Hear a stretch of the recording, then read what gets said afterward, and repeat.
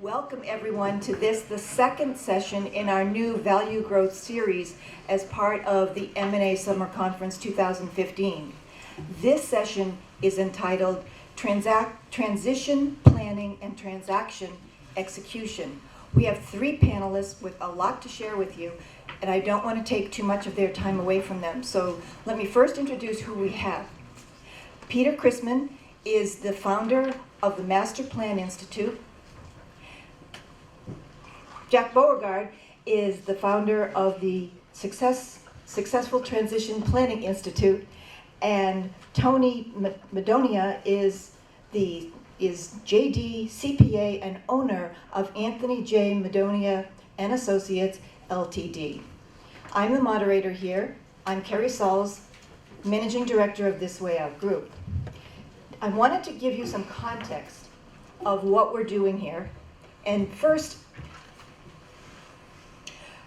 there's an environment here that we're talking about, and that you'll better understand the context of the valuable information that our presenters are providing you if I give you some of the background.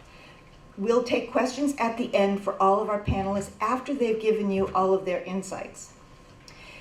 In combination, transition planning and transaction execution provide a huge opportunity for every advisor to add value, to engage, and to assist every business owner in the seller's market. It's a huge opportunity because the transaction process itself, as we all know, and the owners come to find out, is overwhelming and all-consuming. And as a result, their transition planning efforts or thoughts go out the window. They get sidelined, they get postponed, whatever word you want to use. It doesn't happen. So therefore, that means that owners are not prepared or focusing on what comes next. And that's the key to why, and this is not always readily acknowledged, that owners are sabotaging 70% of the deals that they actually complete. Now we as the group, with the panelists, we believe that that's because they have no transition plan for their reinvention in place before they start the transaction process. A successful transaction and transition process has four elements. First and foremost is that you need an integrated team of advisors, bringing everyone to the table together, breaking down the traditional silos. Number two is that by bridging both processes together and early, parallel planning is an essential that we can't say is optional for the owners. We all have to be making the parallel planning mandatory to ensure that the deals get done instead of only 1 in 10 actually getting to the transaction.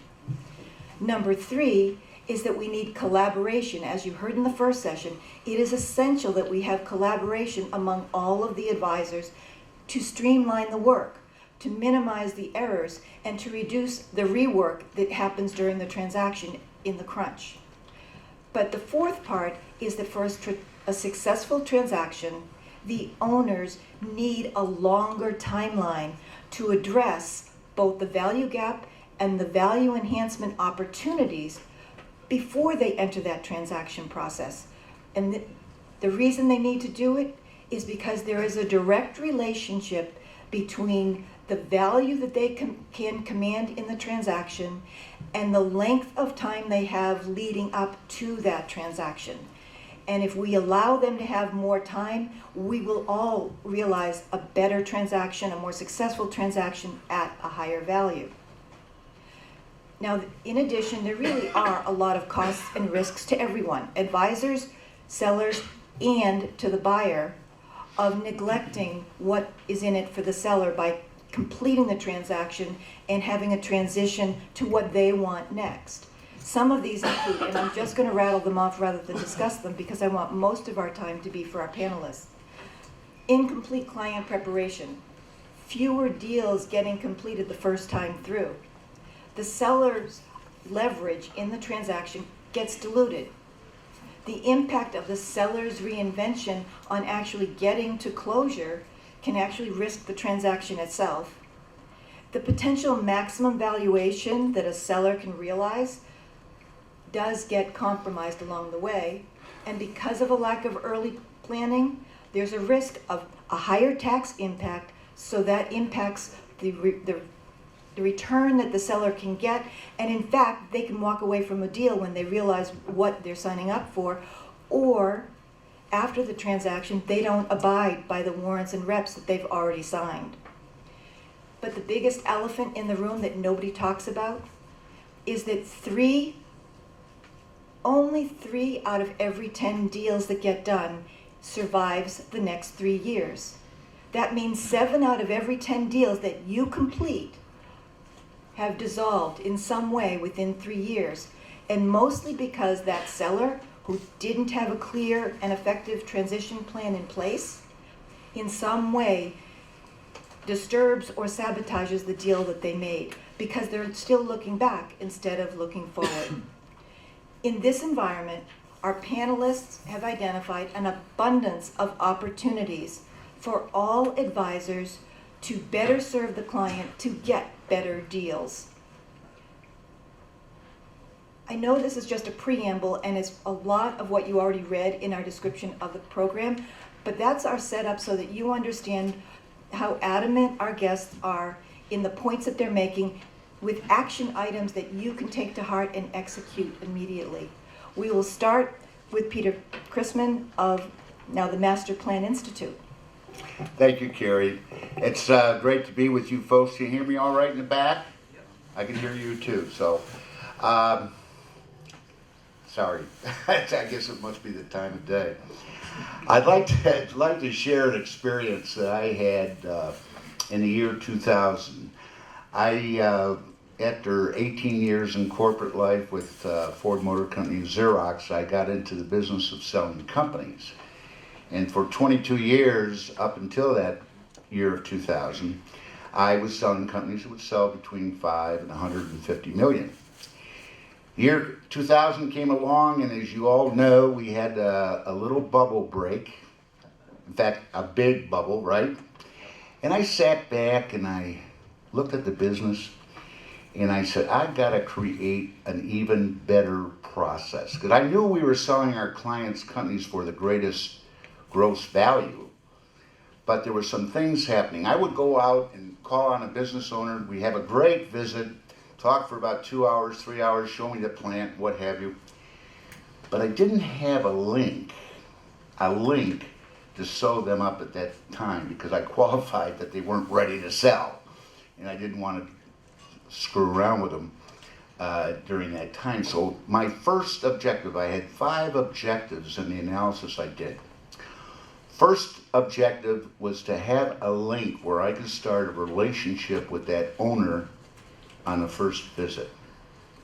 Second objective, I wanted something, even though we were doing well, but I know you're going to find this hard to believe, but I wanted something to provide monthly income, like monthly retainers between deals. That was the second objective. The third objective was a process to build a farm system of deals, so that I'd go to the next year and the next year and I would have a farm system there ready to go. The fourth objective was a process to improve, even though we were doing well, improve our hit rate of closings. And my fifth objective was to eliminate any beauty contest with other firms, because I knew we were the best, but I hated to have other firms come in and lie about themselves. I wanted to do all the lying. So I sat back and I said, you know, are we, even though we're selling our clients' companies for the greatest gross value, are we really hitting all of our clients' objectives? And the answer came back to me, no, we weren't. Because you know what? I figured out they're paying too much in taxes because there's no tax planning. I wasn't sure the money was going where it should be going because there's no estate planning going on and no financial planning going on. So, duh, it dawned on me, my process is not up to date. So that's when I developed the world of exit planning. The process I developed, we beta tested on 3 companies that went real well. Went so well, we wrote a book on it called the $10 Trillion Opportunity. Following year, we started a firm called the Exit Planning Institute, and the purpose of that firm was to train and certify advisors in exit planning here at the Gleacher Center in Chicago. I'm proud to say in the 6 years that I own the firm, we trained and certified advisors from 8 countries, including the United States. Then in 2012, I sold the firm. I was approached by another firm that wanted to buy us, and as you know, one buyer is no buyer, so I had to get another buyer in the mix, and I'm so glad that I got Chris Snyder and his group involved from Cleveland. And Chris bought the company in the 4th quarter of 2012, and is just doing a fantastic job with the Exit Planning Institute. So since that time, I've been working with Chris and the advisors, teaching, going around the country, speaking about exit planning, and talking about the 5 objectives that I hit by going from an investment banker to an exit planner. In fact, after I got into exit planning, I didn't sell companies anymore. So that's my story, and I'm sticking to it. But more recently, I wrote a book, and this book was written especially for business owners. Now you can tell it's written for business owners because it's only got about 88 pages. Business owners they want toilet material. They don't want 200-page books, okay? And the second thing I did is I made the font a little larger for some of you old timers in the room. So I'm really proud to say that this book has really gotten praise from critical people like Kerri and others of you in this room. I would recommend the book, not because I wrote it, but as Barry Goodman will tell you back there, he talks about it at every EPI chapter meeting. This book is a great book for your prospects and also for your clients on the process. And it focuses on just 3 things. There's 3 legs of the stool.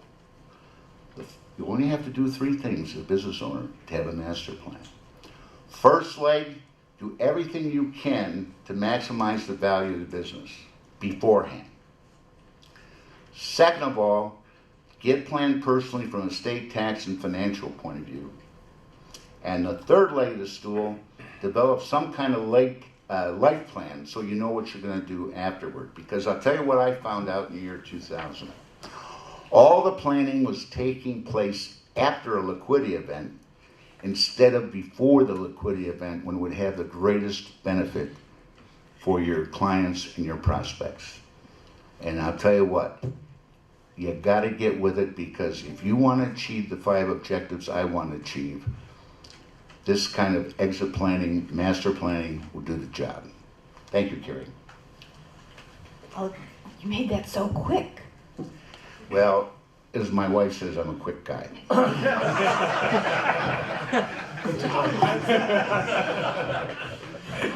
Oh, I didn't mean that. I just, Thanks for sharing, Pete. Jack, go ahead. I feel like the robot after the Queen Mary after Peter here. Let me open up by asking you 3 questions. Do you love your children? Yeah. Do you love your grandchildren? Yes. And for those who don't have either, do you love your country? Yeah. Then basically you're going to be interested in personal transition planning. Because what it's doing, it's going to effectively deals with the 2 major transformational changes that are happening in this country today. The first one is that we are experiencing the largest transfer of wealth in the history of mankind. And what happens is, if the business owner is only able to envision dying at their desk for the future, and no one helps that business owner increase value to make that company ready to be transitioned to new ownership, that means the company's going to die, all the employees are going to be let go, the community that it's located is going to get hurt, and the financial future of our children and grandchildren and the economic health of this country is going to be devastated by the loss of $10 trillion of wealth. And that's what's involved in this transfer. Basically, what you can do, how you can help this situation, is to expand your awareness in the way you think, from either or to a both and way of thinking. And what happens is, when you expand your awareness and your thinking, you focus in on what you need to do today, but you also include what you need to do in the future, 3 to 5 years from now. And what happens when you got two alternatives, the present and the future, is that now you can create a spectrum that fills in that void of the unknown with a whole spectrum of businesses that are in various degrees of saleability. And what this does, it creates a continuous flow of deals for you over the years. The next one is that when you expand your awareness, you also, in the way you think, you also expand into a whole new integrated business succession model. And what it comes is everybody in this room is basically in the category make it happen. You're a transaction specialist. You know how to make deals go.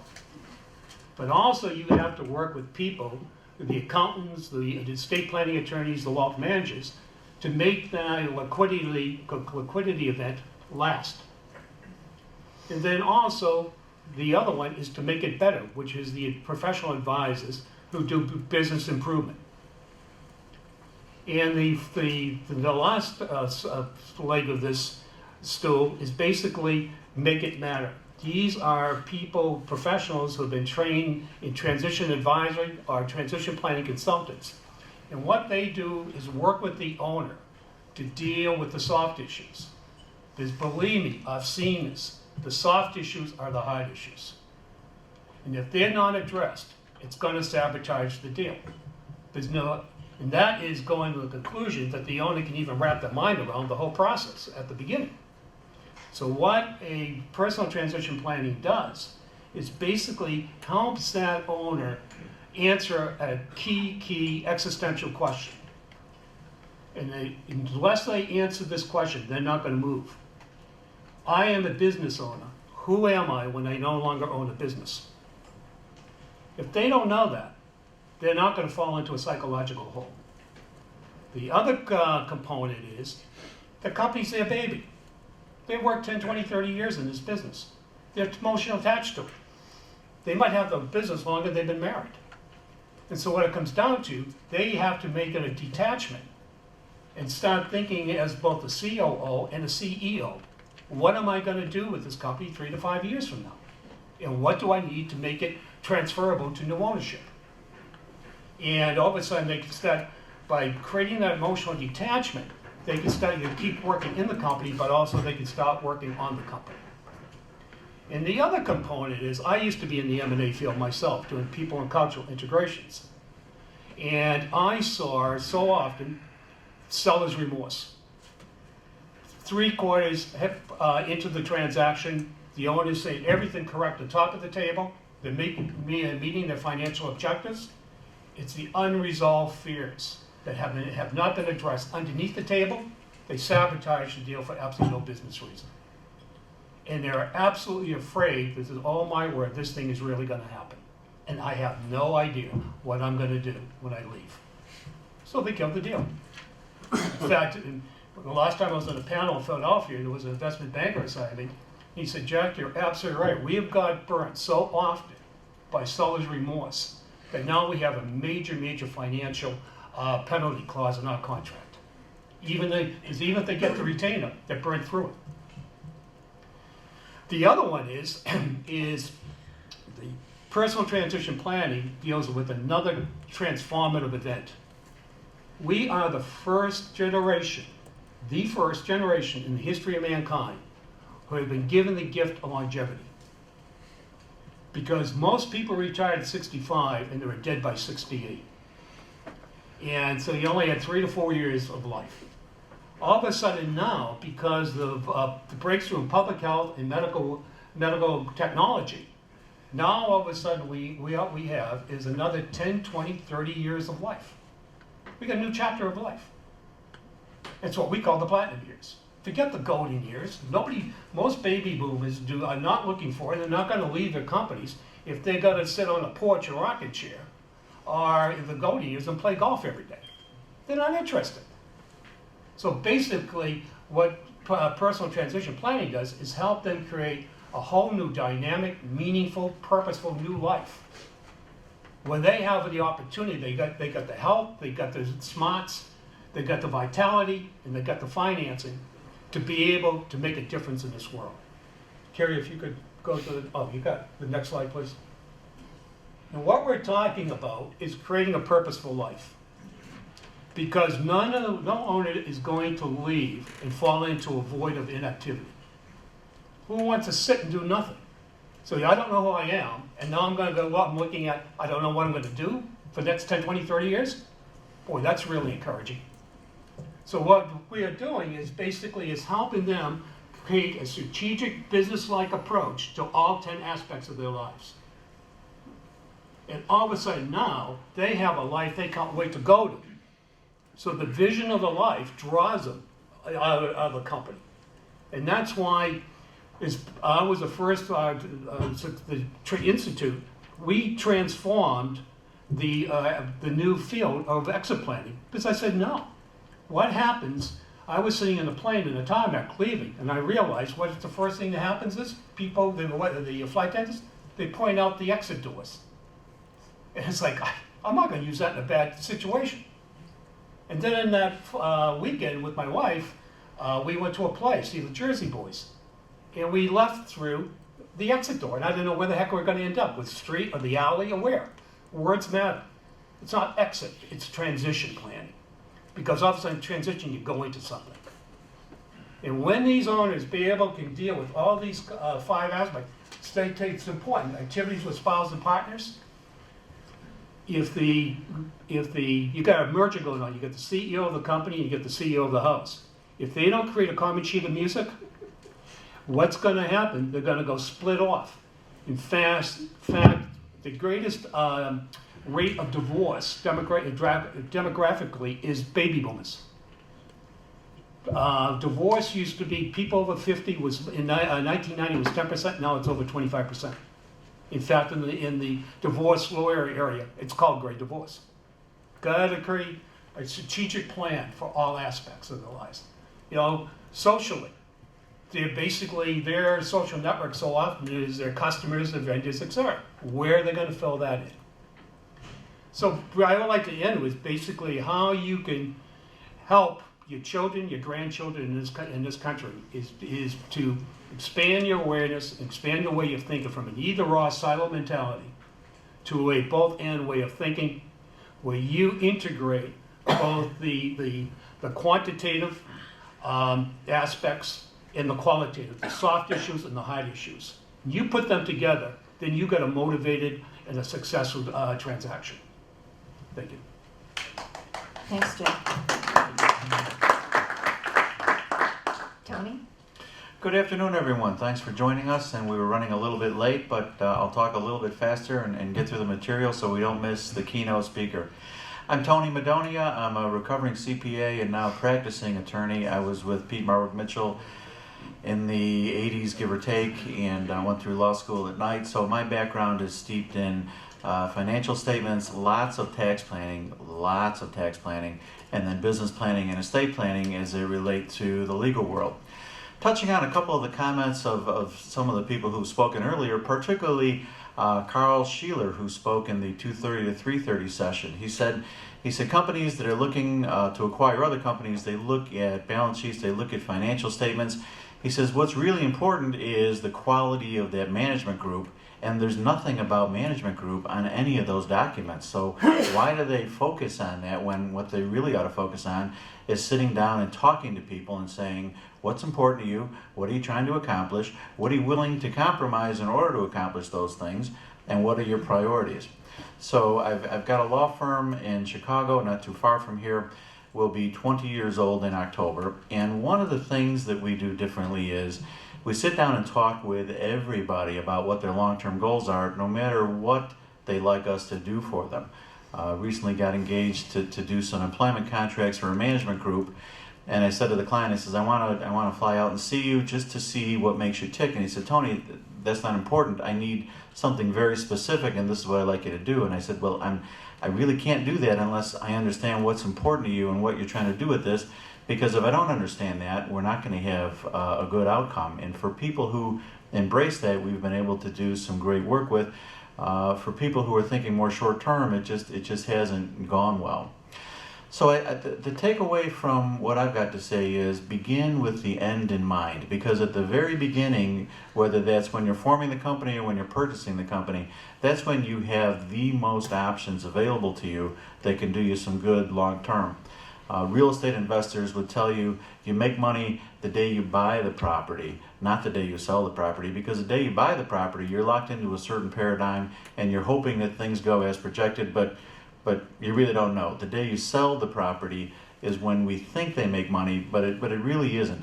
That point is well taken. Begin with the end in mind. So what does that mean? That means, first of all, who's going to own whatever we're starting or whatever we're buying? And most business owners don't suffer for lack of ego, and they say, well, that's an easy decision. I'm going to own it. I'm the guy who thought up the widget or who designed the next iPhone app or whatever it is. It's got to be owned by me. Almost always a mistake. Almost always a mistake. You want to diversify that in terms of who's going to own it and in terms of what are they going to own. Who's going to own intellectual property? Who's going to own plant and equipment if it's that sort of business? Who's going to own jurisdictions outside of that state or outside of that country? There's lots of opportunities, but it has to be done early, because just like the real estate investor, once you've made those decisions, to a great extent you're locked in, and changing those is very expensive. So begin with who's going to own it in the first place, whether you're starting it from scratch or whether you're acquiring it or a piece of it from an existing company. Along with objectives, no one has the objective of creating the next Angry Birds app or the next line of clothing. Usually it's much bigger than that. So understand what's important to the family, if there's a succession plan along the lines of children, or what they ultimately want to do with it. As my colleague Jack said here, look to where the exit signs are, because you're going to need to use them sooner or later. I was with a client last week who owns an insurance agency, and we're talking about succession. He says, yeah, my son Jack, I think he's really got what it takes to be in this business, and I'm going to groom him, and I think I'm going to pass it down to Jack. And I shook my head and said, Jeff, Jack is 10 years old. Are you sure? Are you sure he's your guy? I mean, maybe we ought to consider some other alternatives. No, I think he's my, and I had to shake my head a little bit. Trends that I'm seeing, and we've got some clients that are second and third generation family businesses. Trends that I'm seeing are fewer of those companies are being sold to children. I don't know why.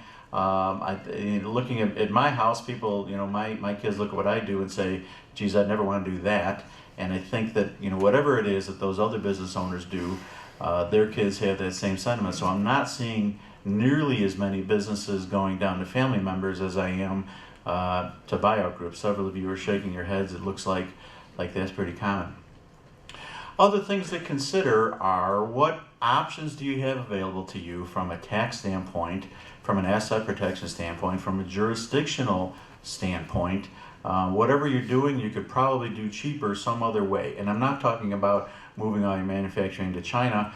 I'm talking about where within your world you can do things more cost effectively. One of our clients, a transportation company, moved their whole credit and collection operation to a small town in Montana where there was a huge labor pool to draw from. The wages were much cheaper. They rented the facility for almost nothing, and their healthcare costs there are cheaper. Literally everything they do there is cheaper than it is in Illinois. Surprise, surprise. And they were able to get a lot of mileage out of that. One of our clients is buying an aircraft, and looking at that person's situation and where we can domicile this aircraft, His state of domicile, the sales tax is about 7%. The state where we're going to domicile the contract, I think we're going to pay $1,500 in sales tax on the purchase, and it's a fairly large purchase. So again, you've got to consider all of these things when making any kind of business decision, because there's usually a way to save a few dollars. On the asset protection standpoint, some of our clients have domestic asset protection trusts. I don't recommend them. Some of our clients have offshore asset protection trusts. It's not that we're trying to hide anything. It's not that we're trying to conceal anything from Uncle Sam. In fact, there's several more layers of disclosure involved. What we are trying to do is conserve that person's capital. And let's face it, being in business, you're going to get sued. You're going to get sued for things you do or don't do. You're going to get sued for things that your managers do or don't do. You're going to get sued, careful as you may be. If and when that day comes, you want to be able to comfortably say, my assets are in a protected environment. Let's talk about what is really happening here and come to a solution that's cost effective for everyone. So again, you're well served to start planning for those things early, because the longer you own the company, the more wealth you build, the more difficult those things are to accomplish. Looking at taxes, there's a million of them. Illinois has no shortage of taxing authorities here.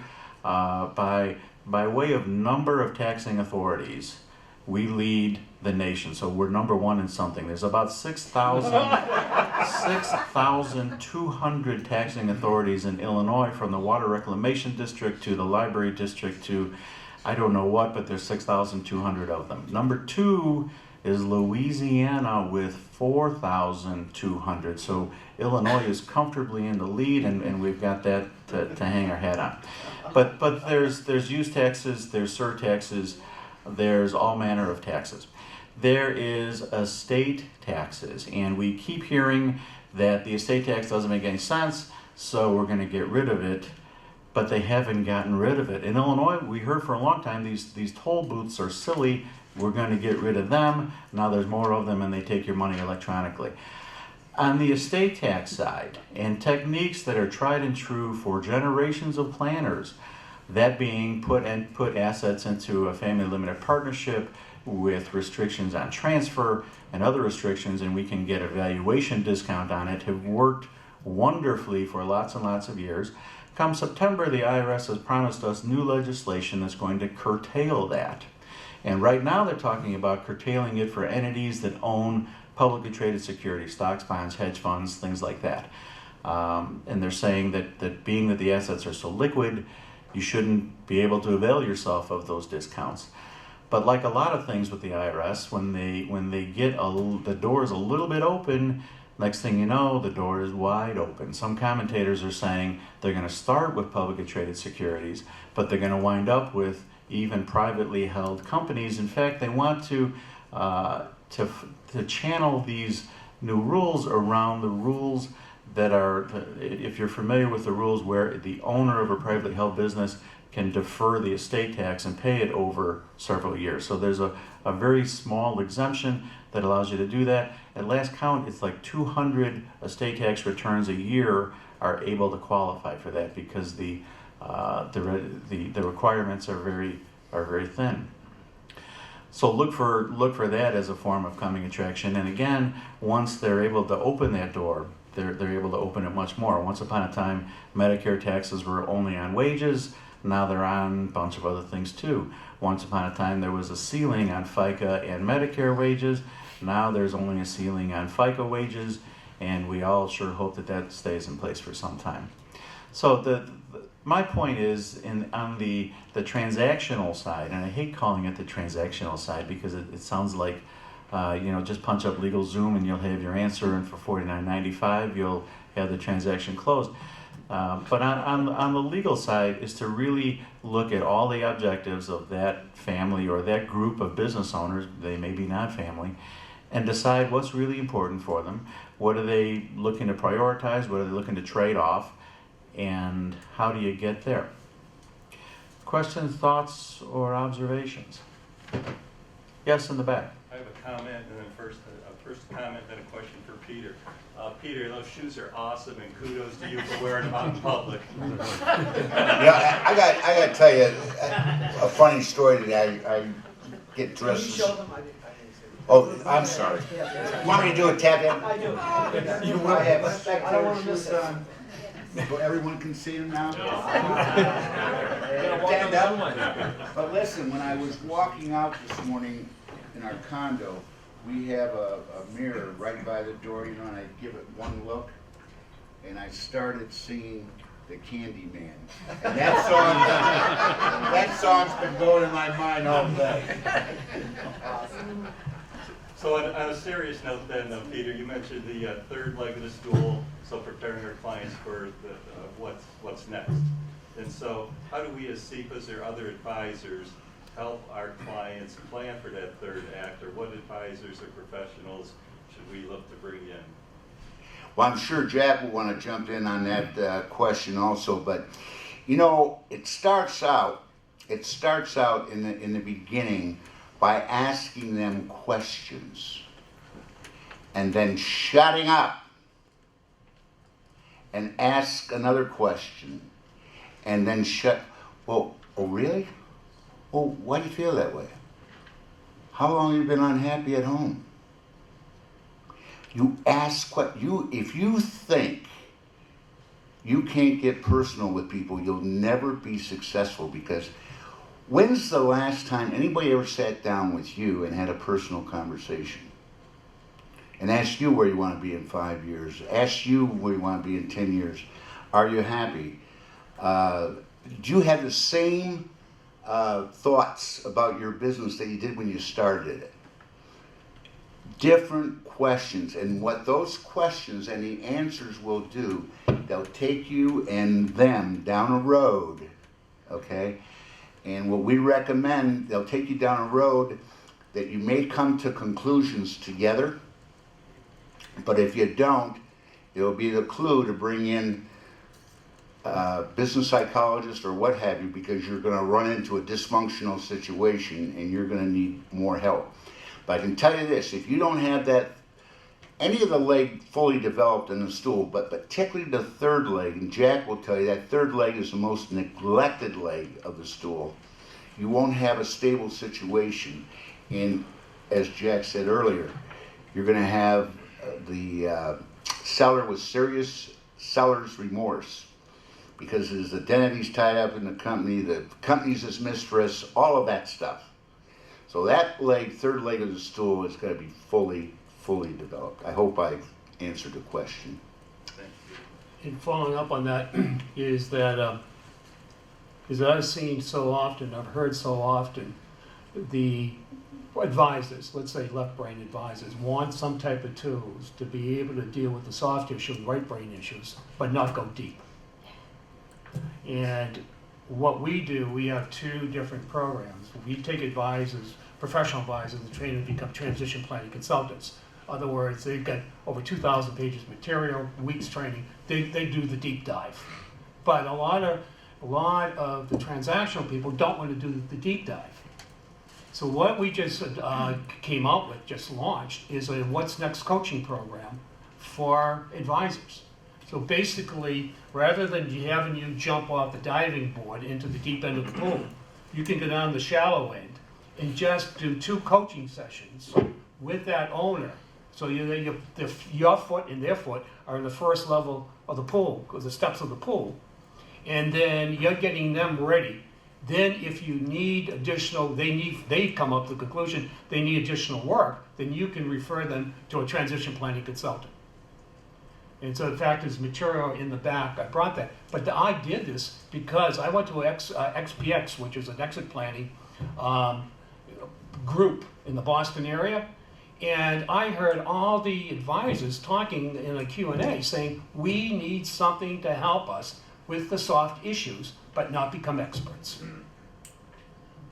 And Jack should have gone to the Exit Planning Institute. He wouldn't have had that issue. My follow-up would be a client of ours sold a business 3 years ago for a good price. This year he is on track to play 100 rounds of golf mostly at really nice golf courses.